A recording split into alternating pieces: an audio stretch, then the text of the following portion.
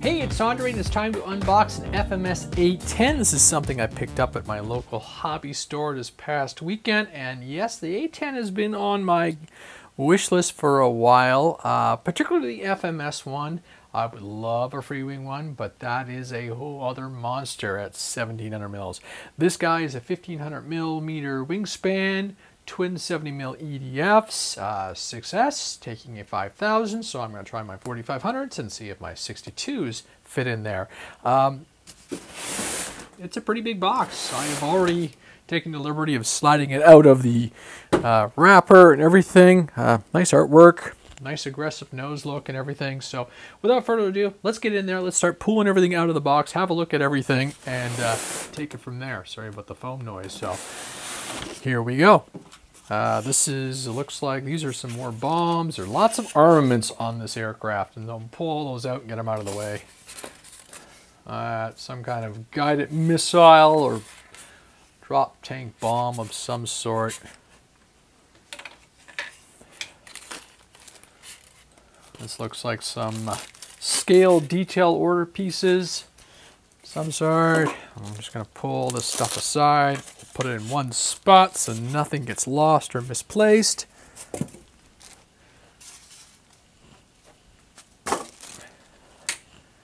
Alright, so the wings, by the way it looks, come out. We're sitting this thing in two pieces. So here we go. One of the wings coming out. Again, 1500 mil. And it does look nice. Actually, that feels nice. It feels like nice structure. Nice. It's a dual spar.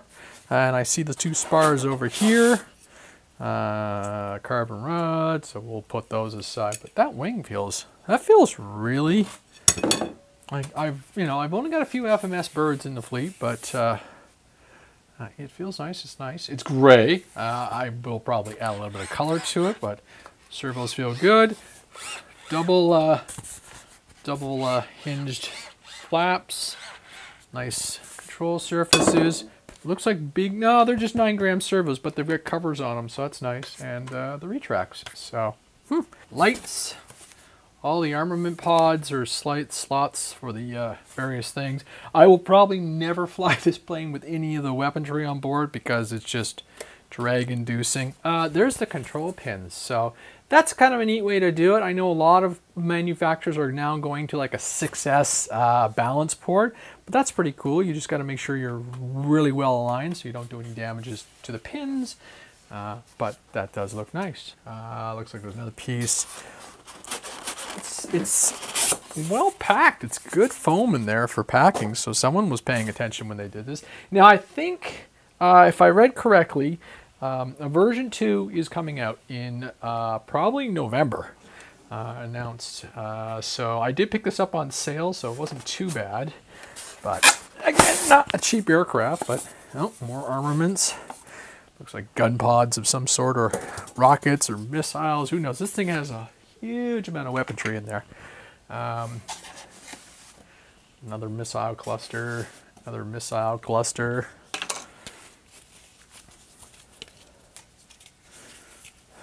Oh, these are your aims. That's what those are. 9X missiles. Put all that in the back. Bombs. Look at those things. Maybe I will fly at least once or twice with all the armament on board just to see how it looks going through the air. There's a Maverick. Hey, that's not bad. The armament pods and everything. So nothing magnetic. They're all slit and locked in place. So if you bump them around, you might have a bit of damage done by that. Another one. All right. So I think I've got all the foam out needed to get the fuselage out of place, but we'll grab all the other elements first. The manual. I've actually already looked at this digitally, but I will be using it as my reference as I build it up. Here is the elevator. 2 servo actuated vertical stave, or your elevator, so your horizontal, vertical, whatever. Anyhow, 2 servos for that, and then obviously 2 end plates for your rudder, which are over here, and they are servo driven as well, so they have 1 each. That looks pretty cool. That's not bad at all. Plastic fittings, so that's nice. Plastic receivers on them. Plastic hardware again on the elevator end. So that's not bad. And everything runs in. Looks like everything runs in through 2 Y connectors, and that goes in through the fuselage. And the canopy, our pilot.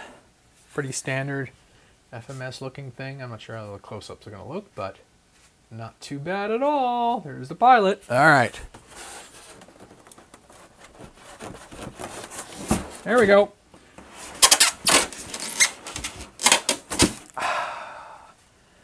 Ta-da! Oh, we got a little bit of, I wonder if we got a little bit of carnage on the front end. Looks like a little bit of foam glue transfer on the front of the nose. Probably just from sitting there over time. That looks like it'll clean up, but here, we'll flip that around so you can see what I'm talking about. Just a little bit of foam on the front end of it. Wow! This thing is a big old plane. Looks like some cheater ports, or just where the ventilation is for the 2 ESCs in the bottom. Wow, wow, wow, wow. I'm looking at the manual, and the wings are super simple to do because you have those connectors in there. I am noticing a little bit of overspray on the connectors, so I may come back and clean up those because that's uncool. I mean, those are your connections, but I'm going to assume they go in. So if I see any kind of latency or chatter, I will go in and clean them. You can just see it right in that one there. Same thing on the other side. So something to note, it's a little bit of gray paint in there, so I may take some thinner or even a little brush or something. It is a EC5 connector, so obviously I'm running my adapter, and so because I'm running my XT90, so I will put in there. Actually, I'm kind of curious right here, right now, will the big crazy batteries fit inside the cockpit? And I'm going to say I'm going to be able to run my 6200s. Yeah, that's awesome news. That is really good news. I'll work on the Velcro and the lockdown and where they all fit, but I know people have been running things as big as some 7000s, so that's fantastic news. Where I put the receiver, probably way in the back, and we'll go from there. Okay, let's get busy and start it. So number one, they say put the canopy on. Okay, that's easy. Nice, nice, nice, nice, nice. Number two, your 2 spars, they are the same lengths and look like the same thickness, so that keeps that nice and simple. 1, 2, try and even those out, and then install wings, put some screws on. Boy, this is turning out to be a, I shouldn't say that, right? Because every time I say that, we run into something interesting. So, wing number 1. And again, screws, points, and everything, mounting points, pretty simple. Line up those spars, hold them in, and simply slide. So in theory, if you need to break this aircraft down for transport because of any kind of size issues, I don't think it's going to be too bad. Or at least you could transport it with 1 wing on, 1 wing off. I gotta do some aligning there. Seems to be off. I'm grabbing to do this. I'm grabbing the landing gear and going from there. Okay, that's back in. And that slide, nice plastic receiver ports.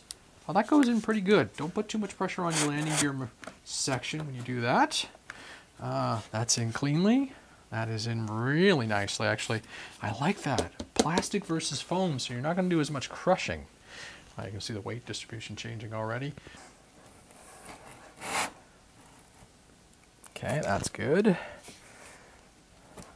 Yeah, it has more. This is more resistance from the actual mounting points for the screw-in than the electronics. There we go. Nice and clean. A little bit of pressure on one side. There we go. Okay. I thought some of the other planes that I recently built took up a lot of room on the bench, but this is nuts. And this is the smaller. Well, not smaller. This is not as big as, like I said, the free wing A-10. That's clean. That's nice.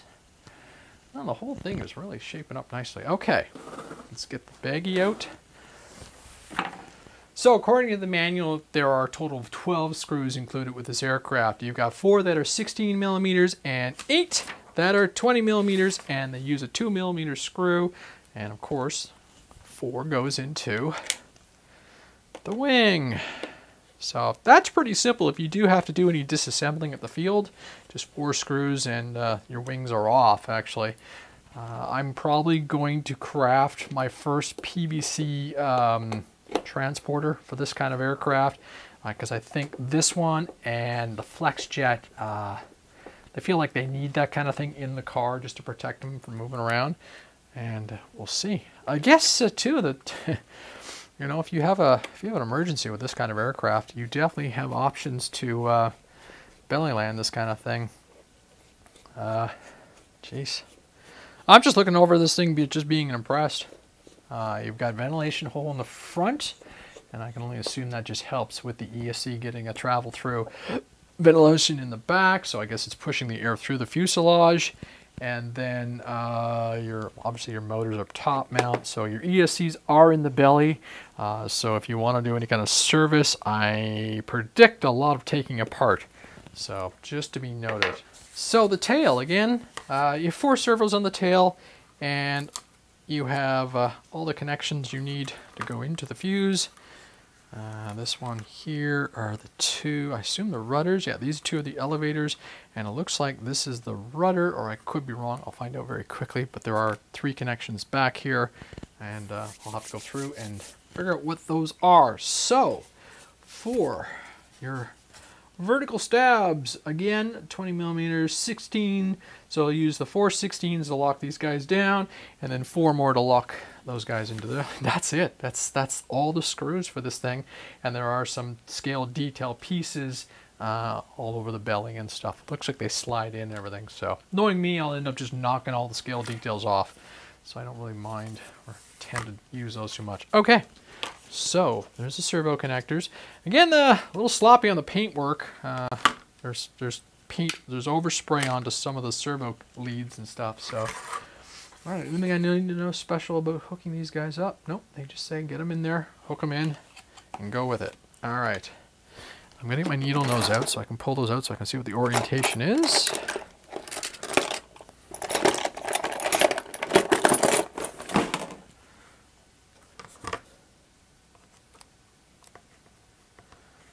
They don't move a lot. There's not a whole lot of slack. Oh, I take that back. So the Y1 is the rudders. So that's good to know. There we go. Yellow and yellow aligned. Normally I would tape these, but I don't think there's a lot of room in here. And again, it's just a couple screws, so it is accessible for any kind of connection issues or repairs that need to be done if you kill a servo or anything. All the servos are ball links, just noticing, and they do include the rubber bands, or not the rubber bands, but the retaining clips, fuel hose, and very gently pushing this guy down to get the holes aligned. I'm probably going to have to play with the servo wires. I'm going to assume just get that tucked away. Yeah. See if I can get this guy to seat in there a little nicer, and that'll help the whole process. There's quite a big cavity in here to fit the servo wire. I wonder if I just use the bench lightly. I really am digging these plastic end plates, or just plastic receivers on everything. It really makes the connections between the foam pieces a lot nicer. You know, you're not going to crush stuff and ruin your nice foam plane. I like that they use hex. You get a good solid lock. Woohoo! There's a tail. Nice. Pull on the individual elevator, rudder connections to make sure they're all the way through. Don't tug because you'll disconnect everything. Sticky tape. All right, and they are labeled channel 2 and channel 3 rudder, channel 4, sorry. So that's pretty self-explanatory. Normally I would tape these, but this is a tight fit and I'm not going to be messing around. And the fact that it's only 4 screws and I'm in there for servicing is fantastic. All right, so I guess this is where you could use a second set of hands. So I'm going to get there with my rudder And we're going to match up. It's a little hard to match up colors when they've painted everything. All right, yellow and yellow. Solid lock. And nice big channel to get all your pieces in, all the connectors in, sit it down, make sure it's flush. This is going together really cleanly though. I'm impressed. I think I've got one wire. That looks good to me. All right, and of course, there are the 4 leftover screws. I'm gonna do a cross pattern on this and lock it all in nice and clean. They're a brass, it looks like they're all brass receivers, so you don't really need to do any Loctite. It's probably one of those things that after every couple flights come back. No spares included, no spare screws, so that's something that you may want to add to your list of things. I do like all the covers on the servos though. That's kind of nice. There we go. Push. There we go. Okay. Is this gonna work in this room? Oh man, this thing's a big airplane. Oh man, oh man, oh man, oh man. Oh, wow. Oh, that is a solid airplane. Scale details, we'll put those away. We know exactly what I'm going to end up doing when I put this thing in the car. I'll just knock one of those things. Oh my goodness. This thing is bonkers.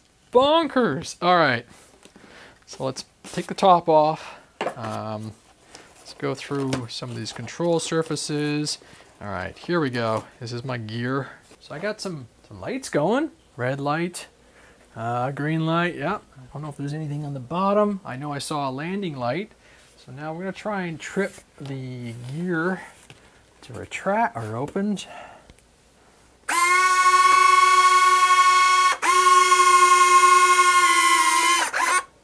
Here we go.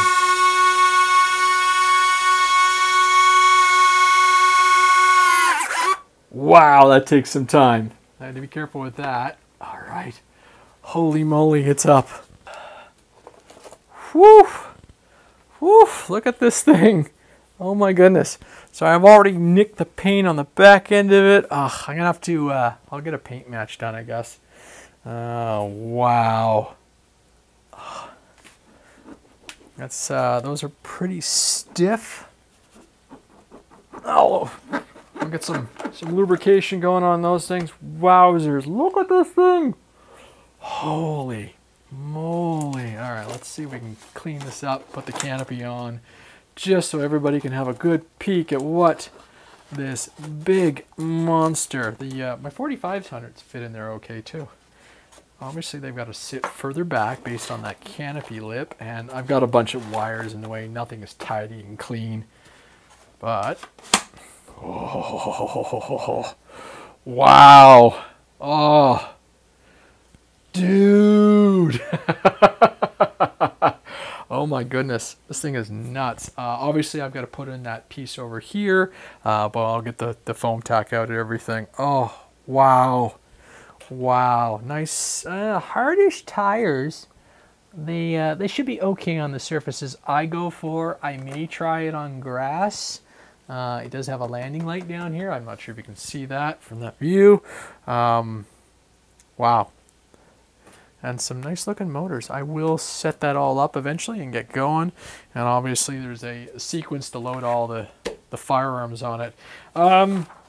Looking through the manual, I will measure up the CG. It is 80 to 85 millimeters from the wingspan.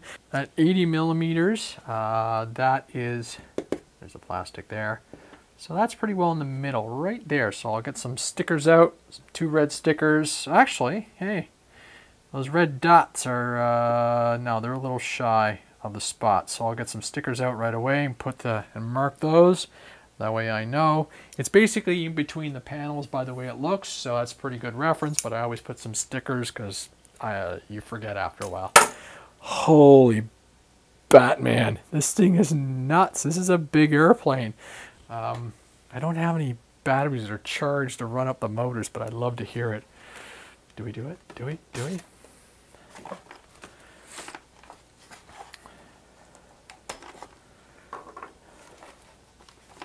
where's that controller?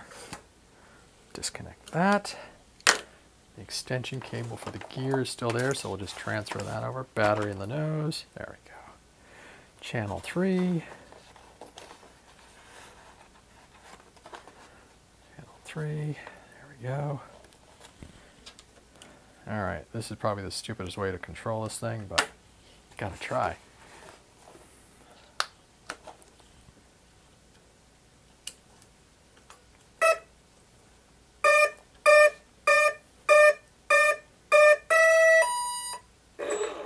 Alright, they're both chiming up, and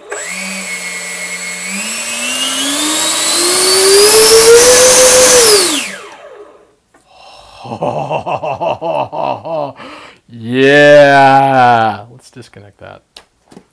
Cool stuff. All right, so obviously I've got to go through and very carefully go check all my stuff, but those motors sounded sweet. They worked. That is awesome news. Flaps. Yeah, this build video didn't go as bad as I thought. A few little things to watch out for. It is a big airplane, so be aware of that. All right, here we go. Flaps. There's... Flaps work just fine. Nice. Nice, nice. We'll dial those in good. All right. Put those back up to 70 and cut the power so we don't stress those guys out, because that was a little beyond them. We have our ailerons. We'll do those. Rudder, elevator, and we know gear works. And then obviously everything is going through the board. Oh, come on. Here we go. Ailerons, brown and brown.